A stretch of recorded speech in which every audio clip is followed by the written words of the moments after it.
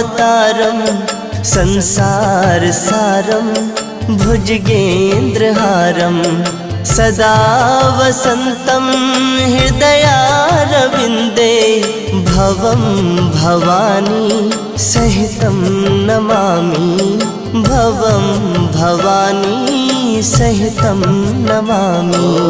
कर्पूरगारं करुणावतारं संसारसारं